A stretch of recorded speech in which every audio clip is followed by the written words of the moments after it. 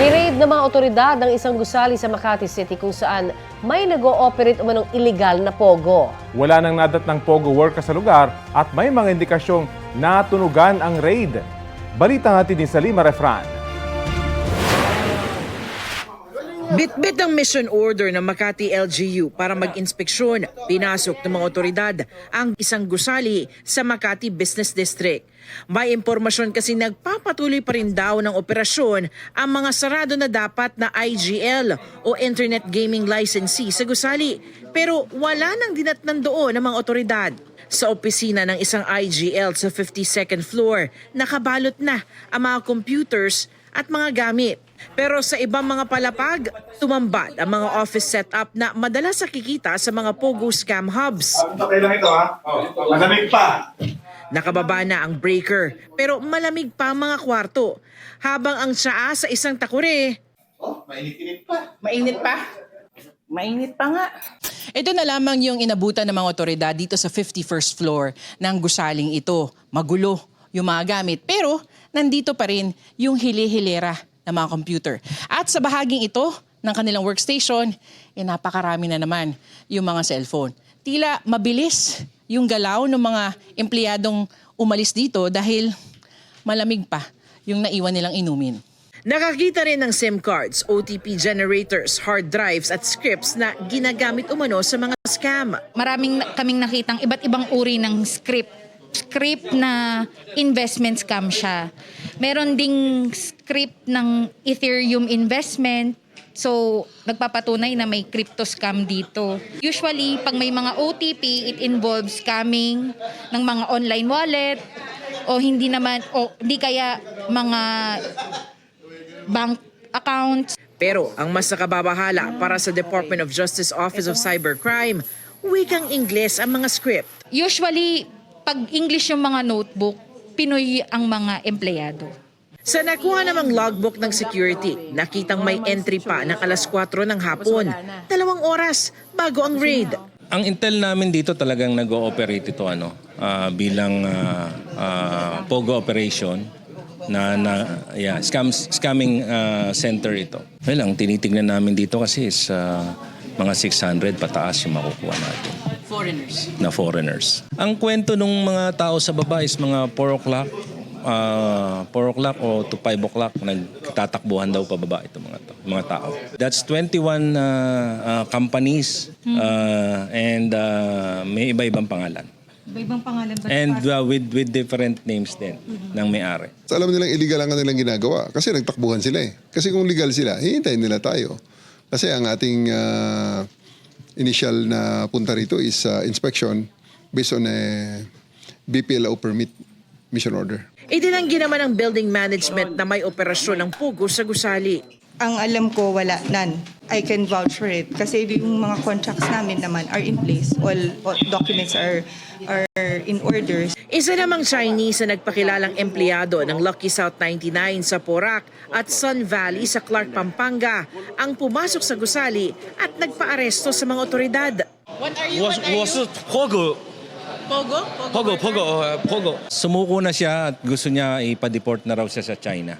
Isa sa ilalim sa investigasyon ng sumukong Chinese national. Yung history niya, nung work history niya, kung saan-saan siya nagtrabaho, kasi baka makakuha rin tayo ng impormasyon na doon sa mga existing Pogo. Iimbestigahan naman ang naging leak sa operasyon. We're looking at the possibility na sila ay na-alarm dahil may nakita tayong memo na from somebody na may inspection yan. So, hindi muna namin papangalanan, tingnan muna namin authenticity ng dokumento na yan. Well, we will re-evaluate also our tactics para malaman natin kung saan tayo nagkulang o kung ano ang mga areas na pwede natin i-improve. Ilang palapag ang agad isinara ng Makati Business Permits and Licensing Office o Makati BPLO dahil sa kawalan o kakulangan ng permits. Iba mayroon namang permit pero kulang sa mga ang tawag dyan, individual working permit saka health certificate. Salima Refran, nagbabalita para sa GMA Integrated News.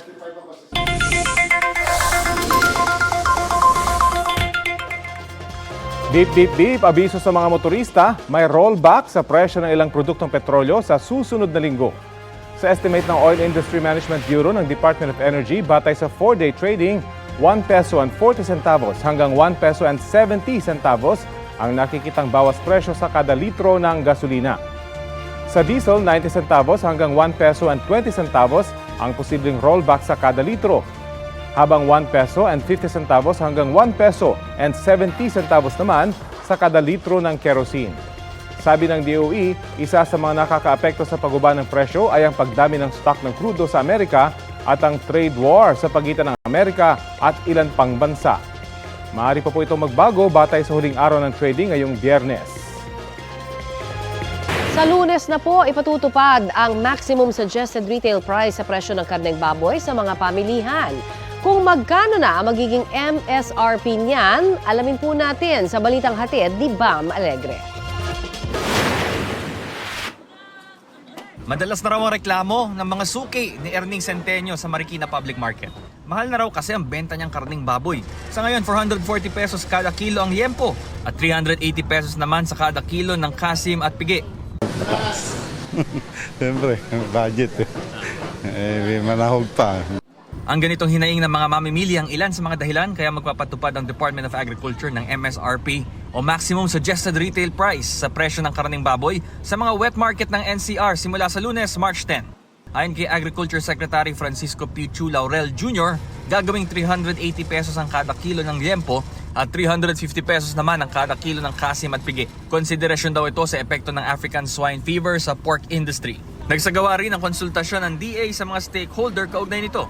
Ang tindera na si Lilet Panuringan hindi sang-ayon sa pagpapataw ng MSRP. Hindi po, kasi sa amin, namumuhunan, mataas pa. Kasi yung mga bumibili din, syempre hanap nila yung mababang price. Yung ginagawa na lang namin, konti na lang yung kinukuha namin baboy para at least kahit papano makaubos.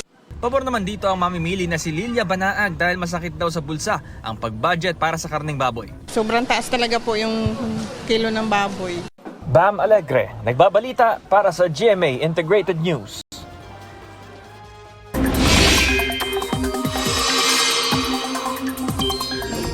Limang lugar sa bansa ang posibleng makaranas po ng danger level na alinsangan ngayong pong Biyernes. Ayon po yan sa Pag-asa, posibleng ang umabot sa 42 degrees Celsius ang heat index sa Dagupan, Pangasinan, Iba, Zambales, Tanawan, Batangas, San Jose Occidental, Mindoro at Puyo, Palawan. Laging paalala, ang ganyang katinding damang init ay posible magdulot ng heat cramps at heat exhaustion. 40 degrees Celsius naman ang posibleng heat index ngayong araw sa Pasay, habang 39 degrees Celsius dito sa Quezon City. Nasa extreme caution level na rin po yan. At malaking bahagi pa rin po ng bansa ang apektado ng easterlies o ng mainit na hangin galing ng Pacific Ocean, sabi ng Pag-asa. Hanging amihan naman sa extreme northern Luzon. Nagbabalik na rin ang shear line sa silangang bahagi ng northern Luzon. Mga kapuso, kahit na nagdudulot po ng mainit na temperatura, nagpapaulan din ang easterlies. Asahang uulanin ang iba't ibang panig ng bansa sa mga susunod na oras hanggang ngayong weekend. Posible po ang heavy to intense rains, lalo sa ilang bahagi ng northern Luzon, base sa rainfall forecast ng Metro Weather. Maging alerto po tayo sa banta ng baha o landslide. Huli kamang pagnanakaw sa cellphone ng isang lalaki sa labas ng isang KTV bar sa Quezon City. Ang suspect naaresto rin matapos ang ilang oras. Balita natin ni Bea Pinla. Nakaupo lang ang lalaking ito sa labas ng KTV bar sa barangay Doña Imelda, Quezon City pasado alas 2 ng madaling araw kahapon. Kinausap pa siya ng 3 lalaking tumatambay rin sa lugar. Maya-maya, inilabas na niya ang kanyang cellphone. Ang lalaking ito na naka-long sleeves lumipat sa likuran niya at tila nagmasid-masid bago umupo sa sahig. Ang lalaking may hawak ng cellphone tumayo na. Ibinulsa ang kanyang cellphone at sumakay sa motor. Sumunod naman ang lalaking naka-long sleeves at umaktong aangkas sa motor nang bigla niyang tinangay ang cellphone sa bulsa ng lalaki. Maraming grupo yan, hindi lang yung nasa CCTV. Marami yan sila, iba-ibang mga iba-ibang edad. Ang madalas yan, ang ginagawa kasi nila dyan, kunwari manglilimos, tapos pag nakachempo sila, nanakawin nila kung anong pwedeng nakawin. Nagtungo sa barangay ang lalaki para magsumbong. Nagpunta nga rito, medyo langon-lango talaga sa alak. Yung nga reklamo, nagwawala siya dahil nahanap niya yung cellphone niya, dahil inagaw. At yung mga ganyan kasi mga usapin, pag alam nila na lasing na yung mga ganyang tao, yan na po yung pagkakataon nila na ninanakawan. Humingi rin daw ng tulong sa pulisya ang barangay. Makalipas ang ilang oras, nahuli ang lalaking tumangay ng cellphone sa kalapit na barangay. Ang suspect parte umano ng grupo ng mga kawatan na madalas mambiktima sa Araneta Avenue, lalo na sa malapit sa mga KTV bar ayon sa barangay. Notorious po kasi hindi lamang po isa, dalawa, paulit-ulit na po sila dyan sa lugar na yan. Sinasamantala nila yung oras ng katulad po niyan, yung mga inuman sa bar. Lagi, gabi-gabi, ano yan, sila mga, minsan minor de edad, yung pupunta dito. Napupurwisyo din kami kasi yung mga customer din namin, hindi na bumabalik kasi yung iba nadadala, hindi na pumapasok. Sinusubukan pa naming kunin ang panig ng pulisya at ng suspect na ayon sa barangay ay nakakulong na sa Galas Police Station. Bea Pinlac, nagbabalita para sa GMA Integrated News. Ito ang GMA Regional TV News. Mainit na balita mula sa Luzon, hatid ng GMA Regional TV. Isa pong bus ang bumangga sa pader ng isang eskwelahan sa Uwas Albay. Chris, anong paliwanag ng driver? Connie, may bigla raw sumulpot na truck sa kalsada kaya nawalan siya ng kontrol at bumangga sa pader. Yan at iba pang maiinit na balita hatid ni CJ Torida ng GMA Regional TV.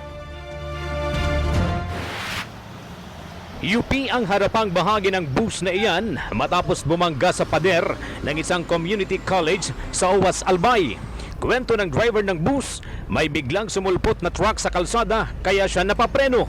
Pero nawalan na raw siya ng kontrol at lumis ang bus sa linya at tuluyang bumangga sa pader. Isang pasahero ang sugatan. Maayos naman ang lagay ng 8 iba pang sakay. Posibleng maharap sa reklamong reckless imprudence resulting in damage to property ang bus driver. Mahigit 1.5 million pesos na halaga ng illegal na droga ang nasabat sa magkakahiwalay na bypass operation sa probinsya ng Rizal. Sa Rodriguez, humigit kumulang 150 grams ng hinihinalang shabu na may street value na mahigit 1 million pesos ang nakuha sa 2 drug suspect. Mahigit 300,000 pesos na halaga ng hinihinalang shabu naman ang nakuha sa 3 na aresto sa Taytay. Sa Antipolo City naman, arestado ang isa umunong tulak ng droga matapos makuhanan ng hinihinalang shabu na nagkakahalaga ng mahigit 220,000 pesos. Walang pahayag ang mga suspect na makaharap sa karampatang reklamo. CJ Torida ng GMA Regional TV, nagbabalita para sa GMA Integrated News.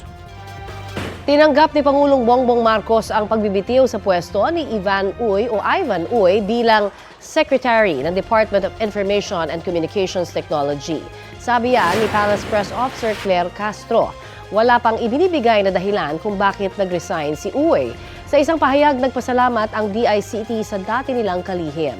Tiniyak ng ahensya na hindi maapektuhan ang kanilang serbisyo habang nagpapalit ng liderato. Handa rin daw silang makatrabaho ang bago nilang officer in charge, pero hindi sinabi kung sino. Habang nananatili pa rin sa ospital, nagpasalamat si Pope Francis sa mga nagdarasal para sa kanya sa pamamagitan ng isang audio message. Agradezco de todo corazón las oraciones que hacen por mi salud desde la plaza. Los acompaño acá. Que Dios los bendiga y que la Virgen cuide. Gracias. Ipinarinig ang mensaheng yan sa prayer service para sa Santo Papa sa St. Peter's Square sa Vatican City. 3 linggo nang nasa ospital si Pope Francis dahil sa sakit niyang double pneumonia. Ayon sa Vatican, stable ang lagay ng Santo Papa at hindi na siya nagkaroon ng panibagong episode ng respiratory crisis. Hindi na rin daw siya nagkaroon ng lagnat at maayos na naging resulta ng kanyang blood tests. Nag-first place sa Abu Dhabi United Arab Emirates si Pinay table tennis player Chloe Isabel Silva. Lumaban si Chloe sa Abu Dhabi Racquet Club third table tennis tournament. Sa semifinals, na-sweep niya ang pambato ng host country, habang 3-1 naman siya sa finals laban sa India. 5 medalya naman ang naipanalo ni Pinay gymnast Hailey Garcia sa Spring Rope Euro Dreams Invitational 2025 sa Amerika. Gold medalist si Heidi sa individual all-around at beam apparatus. 2 naman ang silver niya para sa vault at balance beam. Habang bronze medalist siya sa floor exercise. Good job, Hailey and Chloe! Pinalibutan ng grupo ng mga estudyante niya ng isang lalaking kapwa nila estudyante sa isang kalsada sa Davao City. Napatras ang pinalibutang lalaki hanggang sa pinagsusuntok at pinagtatadyakan siya ng mga lalaki. Tumakas sa mga nanakit na estudyante na hinabol ng ilan ng residente. Ang biktima naman natumba sa kalsada. Base sa investigasyon ng kanilang paaralan, naghamon umano ang biktima pagkalabas nila ng eskwelahan. Dati na raw may alitan ng 2 panig. Kinausap na ng isang opisyal ng paaralan ang mga nanggulpi at kanilang magulang, pero hindi pa nila idinitalye ang napag-usapan. Nakatakda rin kausapin ng biktima at kanyang pamilya. Milyong-milyong pisong halaga ng smuggled na sigarilyo ang natuklasan sa isang container van sa Manila North Harbor. Narito po ang aking report. 6 na araw nang binabantayan ng mga tauhan ng Philippine Coast Guard ang 2 container van na ito sa Manila North Harbor matapos makatanggap ng impormasyon na posibleng naglalaman ito ng smuggled goods. As early as last week, may information na kami about alleged smuggled goods na papunta Manila, coming from Zamboanga. So tinutukan to ng mga intel operatives natin and dumating siya noong Thursday. Nang buksan, tumambad ang 80 kahon ng sigarilyo. Isang kahon naglalaman ng 150 reams. Ayon sa PCG, ang deklarasyon ng consignee, 3 million pesos ang kabuuang halaga nito. Pero sa taya ng Coast Guard, posibleng umabot ng 15 million pesos ang laman ng isang container van. These are alleged Malaysian cigarettes. So wala po sa atin to. So obviously smuggled po ito. Most probably po, but we have to still to conduct our investigation. Hindi pa mabuksan ng Customs at PCG ang ikalawang container van dahil hinihintay pang dumating ang consignee nito. Bukod sa smuggling, pinag-aaralan pa ng PCG kung pwedeng makasuhan ang may-ari ng container ship kung saan isinakay ang hinihinalang smuggled na sigarilyo. Second one is falsification of documents kasi sa cargo manifest wala to. So buti na lang with the help and with the determination of intel operatives na-determine nila na may 2 container van na hindi kasali sa cargo. Rafi Tima nagbabalita para sa GMA Integrated News.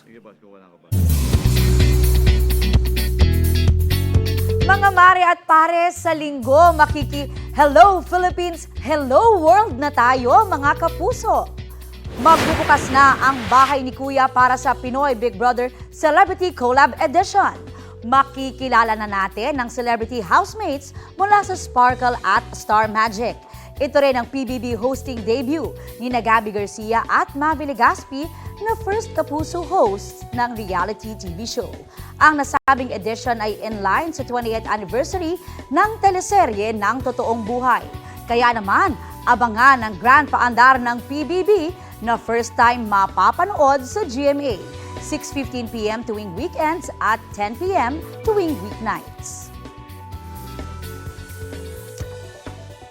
Samantala, tinalakay po sa pagdinig sa Kamara ang pagkakaroon umano ng ghost students o yung mga estudyanteng nakalista sa Senior High School Voucher Program kahit wala namang school record, hindi qualified at hindi naman daw nag-apply sa programa. Balitang hatid ni Tina Panganiban Perez. Dahil sa ilang mga kwestiyon, 200 million pesos na pondo para sa Senior High School Voucher Program ang hindi inilabas ng Department of Education para sa school year 2023-2024. Ito ang sinabi ng DepEd sa pagdinig ng House Committee on Basic Education and Culture tungkol sa umano'y mga ghost student na nakikinabang sa programa. Mula nga raw taong 2021, 55 paaralan na ang inalis ng DepEd sa Senior High School Voucher Program.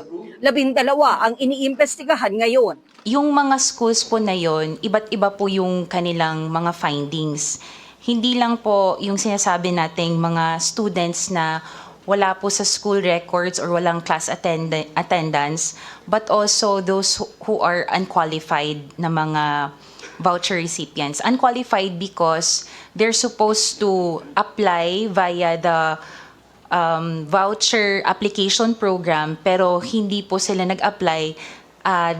The private schools categorize them as automatic grantees. Hindi pa masabi ng DepEd kung ilan ang maituturing na Go students na napabilang sa Senior High School Voucher Program.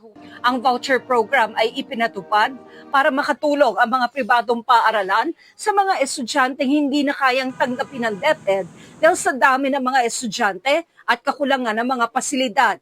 Ayon sa DepEd, ang benepisaryo sa junior high nakakatanggap ng 9,000 hanggang 13,000 pesos, habang sa senior high, 14,000 hanggang 22,500 pesos.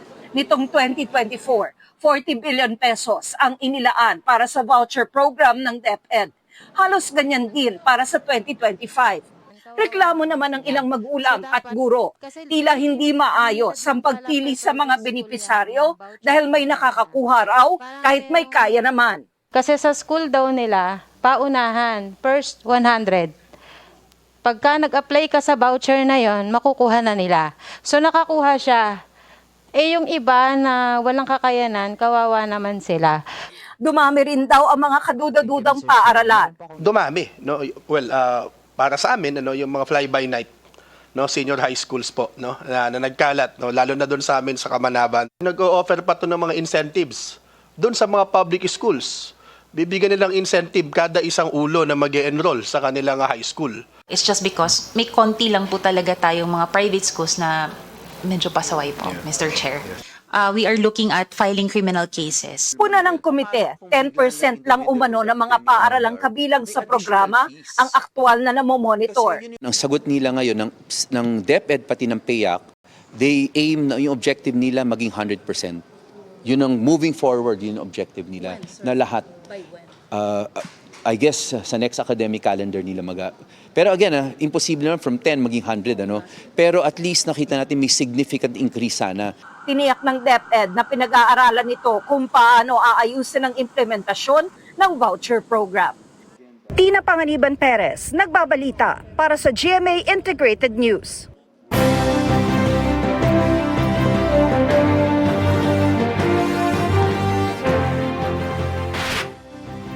Nakaisa si Senator Bato de la Rosa sa pagdiriwang ng Indigenous People Day sa Tiboli, South Cotabato. Nagpaalala si Senator Bongo sa motorcade sa Pasay na unahin ang kalusugan sa gitna ng init ng panahon.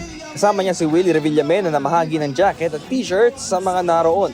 Sa Iriga, Camarines Sur, kinilalang honorary chieftain ng katutubong AGTA si Senator Lito Lapid. Si Amira Lidasan nagprotesta sa DOJ para ipanawagan ang pagpapalaya ng political prisoners. Si Senator Amy Marcos nagpahayag ng suporta sa mga magsasaka sa pagtitipon sa Quezon. Sa Maynila, kinilala ni Lisa Masa ang ambag ng kababaihan sa pagbabago ng lipunan. Si Representative Arlene Brosas idiniin ang pagpapalakas sa boses ng kababaihan. Sa Davao de Oro, inihayag ni Manny Pacquiao ang kahalagahan ng pagkakaisa para sa pagunlad. Sa Cavite, kinilala ni Ariel Querubin ang anyay kabayanihan ng security guards. Sa Antique, binigyan din ni Danilo Ramos ang pagpapalakas ng local rice industry. Pinahalagahan naman ni Ronel Arambulo ang mga mangingisda sa Panay Island. Si Congresswoman Franz Castro binigyan din ang kahalagahan ng kabataan ngayong eleksyon. Presyo ng bilihin ang tinalakay ni Senator Francis Tolentino sa mga tindera sa palengke sa Caloocan. Sa Palawan, nangako si Camille Villar ng dagdag suporta sa SK at Liga ng mga barangay. Si Jerome Adonis nakiisa sa workers' protest para sa mga na-dismiss na miyembro ng Union. Aumento sa sahod at sapat na benepisyo ng barangay health workers ang pinaglaban ni Aline Andamo sa Iloilo. Si Abby Binay bumisita sa General Trias, Cavite kung saan sinalubong siya ng mga lokal na opisyal. Nag-motorcade rally si Senator Ramon Bong Revilla sa ilang bahagi sa Quezon.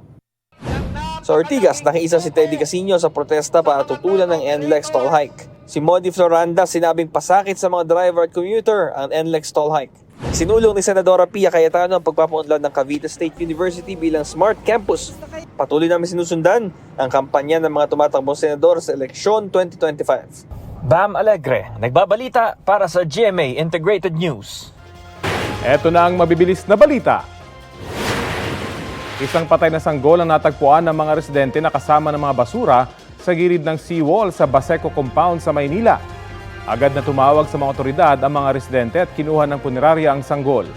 Ayon sa barangay, hindi pa malinaw kung sino ang nagtapon sa sanggol. Minomonitor na rin ang mga CCTV sa lugar. Patuloy rin ang investigasyon ng pulisya para matukoy kung sino ang nagtapon sa bangkay. Patay ang isang rider ng motorsiklo matapos masagasaan ng dump truck sa Roas Boulevard sa Maynila. Batay sa investigasyon, rider na isang ride-hailing service ang nasawi. Sugatan naman ang kanyang angkas na tumalon mula sa motorsiklo bago mabangga ng truck.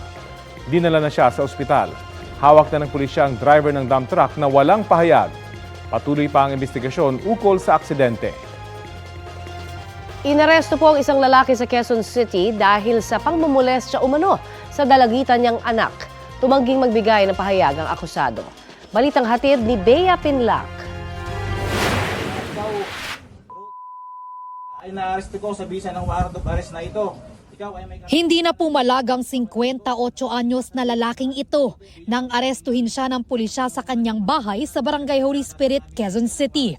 Ang lalaki nahaharap sa kaso dahil sa umano'y panghihipo at pang-aabuso sa 14 anyos niyang anak. Ayon sa salaysay ng biktima na assisted by her mother, ito pong accused ay tinatawag niya yung kanyang yung anak niya sa isa room ng bahay nila. Nung pumasok siya sa room ay doon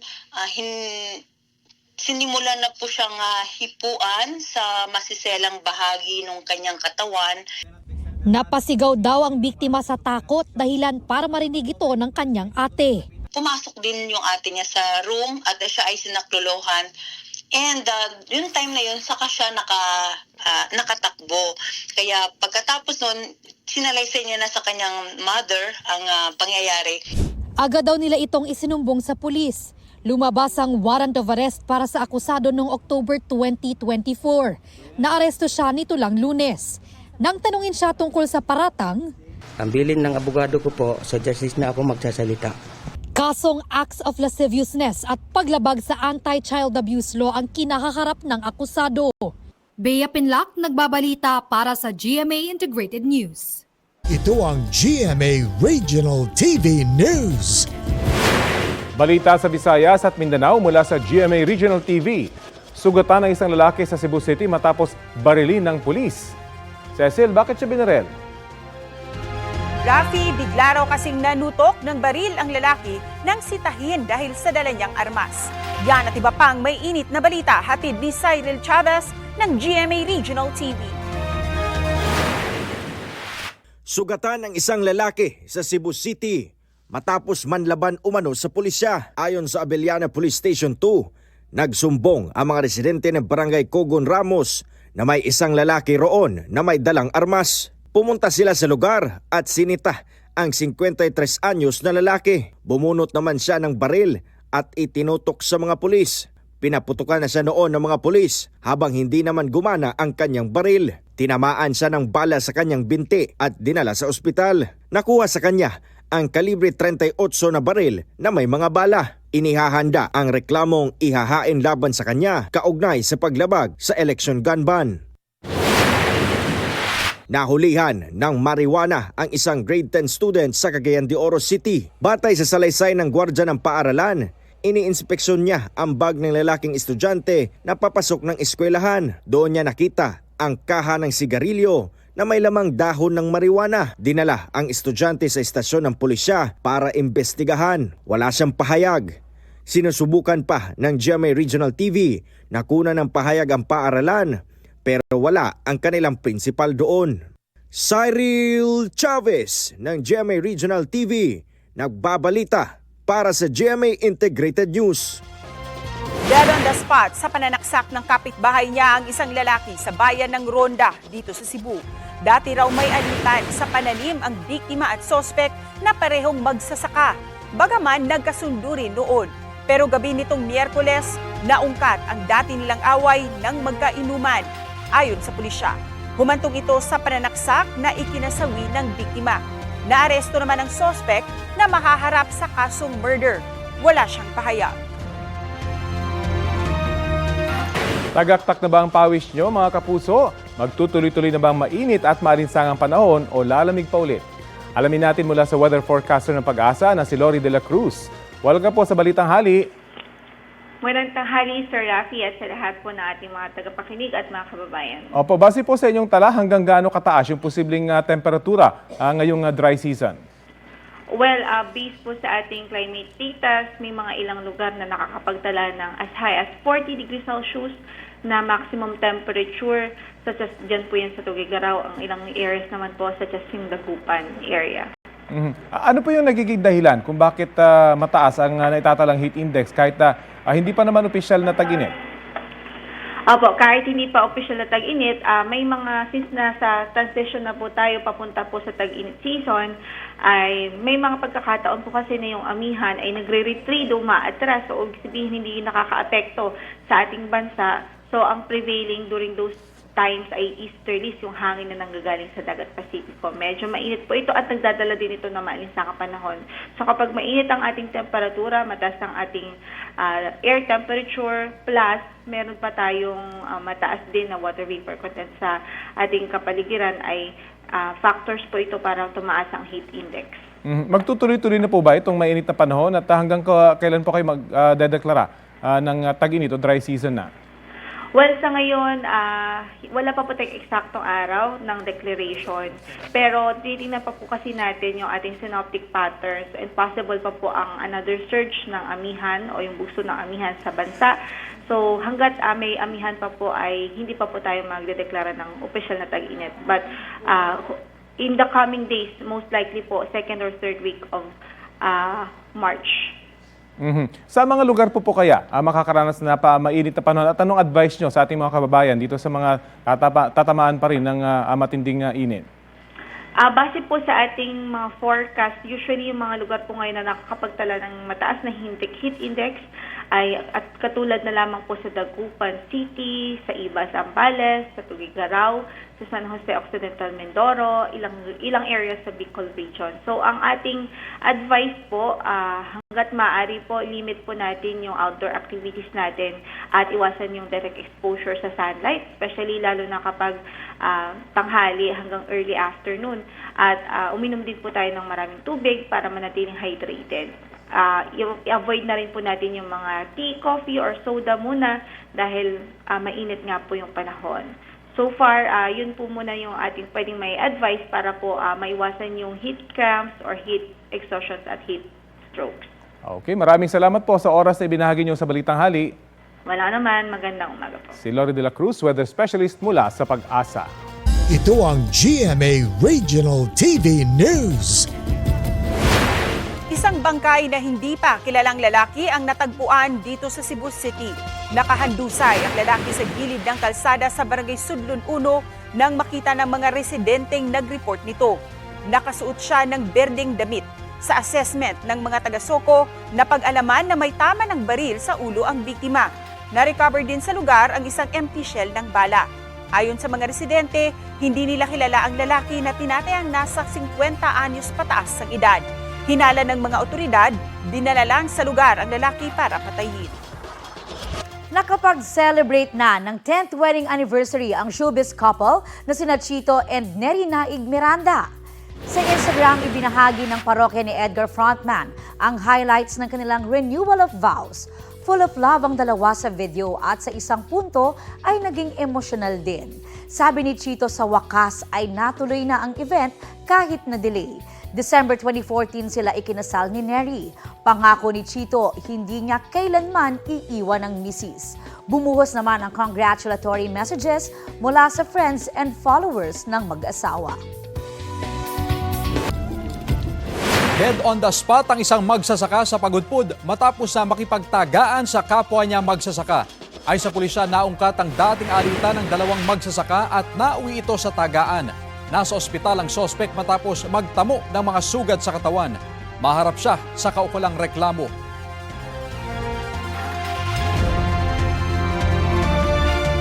Sa hiwalay naman na inuman sa Bintar, nagtamo ng malalim na sugat sa leeg, tenga at braso ang isa pang magsasaka. Sa investigasyon ng pulisya, may sinaktan ang biktima na kainuman inuman nila ng sospek. Nagalit ang biktima nang umawat ang sospek kaya umuwi ang sospek at kumuha ng espada. Pagbalik doon niya, pinagtataga ang biktima. Nagpapagaling ngayon ang biktima sa ospital. Sumuko naman sa pulisya ang sospek, dala ang espada. Maharap siya sa reklamong frustrated homicide. Walang pahayag ang dalawang sospek. Paano kung isang araw, magising ka na lang at nasa South Korea ka na? K-drama yarn? Ang trip natin ngayon? Mag-#feeling blessed. Sinusubukan ko maging adventurous para sa inyo. Dahil dapat ganun yung mindset. Pumunta ka sa ibang bansa, subok ka na ng subok. Dito tayo sa Jeju Island, kung saan ang malalawak nilang karagatan. Siguro sa tagal na yung ginagawa nila to, meron silang type of breathing na naririnig mo. Meron silang ganito. Out of habit na siguro yan because, they need oxygen before they die. Hi, Nanay! Young people hanggang old people, yakang-yaka. Ang nagbibigay ng masasarap landakan. Gumagalaw pa eh! Asan na yung sabaw?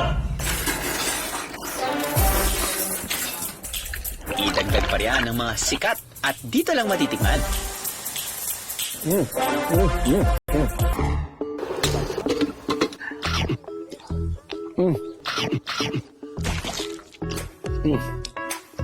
So juicy. Sama-sama nating libutin ang islang nabubuhay sa mga biyaya ng kapaligiran. Let's dive into Jeju Island sa South Korea, Beros. It's giving ang March issue ng Vogue Philippines dahil featured doon si Joe Berry. Suot ang brown puff sleeves gown and jewelry, kinabog ni Joe ang pag-aura. Sa interview niya ay kinuwento niya ang kanyang buhay kabilang ang pagkawala ng kanyang ama, kapatid at lolo. Maging ang story ng pagpasok niya sa showbiz at kung paanong hindi naapektuhan ng kanyang pagiging little person ang mga role niya bilang strong woman. Sabi pa ni Joe, "My difference is my strength." At ito po ang Balitang Hali. Bahagi kami ng mas malaking misyon. Ako po si Connie Sison. Rafi Tima po. Kasama niyo rin po ako, Aubrey Carampel. Para sa mas malawak na paglilingkod sa bayan. Mula sa GMA Integrated News, ang News Authority ng Filipino.